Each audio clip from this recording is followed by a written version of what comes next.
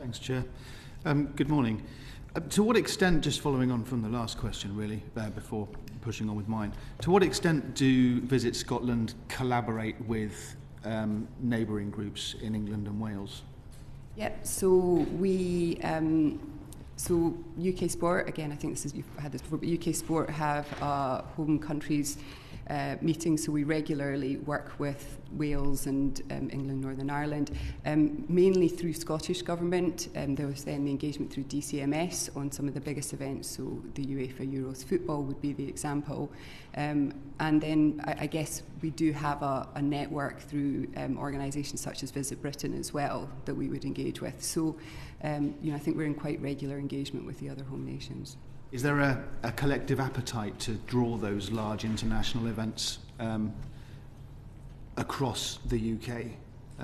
Yeah, I think if you look at the international events landscape, kind of co-hosting is becoming a more common theme. And actually, I think you've got two great examples at the moment with the Tour de France, which Scotland had always wanted to host, but we're quite far from France. So you need your support of England and Wales for that event to be able to travel through the country. And that's going to be an amazing thing for us to see next year. And then we've got the UEFA Euros 2028, which again is a collaborative bid, as is the bid for the FIFA Women's World Cup.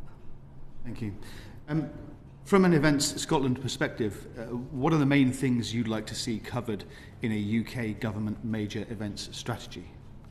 I think for me, as I sort of mentioned before, I think it's how do we provide that operational support to the events, whether that's around legislation specific to events or even employment law. So it can be, as I say, it can be quite a fragmented space, and actually sometimes I think the event sector can find it challenging to demonstrate its value to the communities and the economy. So actually I think there's probably a piece around measurement and impact and supporting the sector in that space. And then, as I say, I think accessing government to be that springboard, whether that's for soft power or reaching into other policy areas. You know, sports events, they'll have strong links to sport, but there's potential links to education and health, and actually how can we help widen those access points? Thank you. How could a UK government strategy complement the Scottish government's approach? I mean, I think any UK strategy, as I say, would definitely need to respect the devolved nature of events. Each of the events that I've spoken about, Scottish Government are asked to fund and underwrite those on a number of occasions. But also as well, I think you've really got to respect the fact that sometimes, different regions and nations will want to bid for events that lean into their different strengths and different priorities. So we need to make sure that that's respected, and also respect the fact that actually there's quite often competition within the UK as well.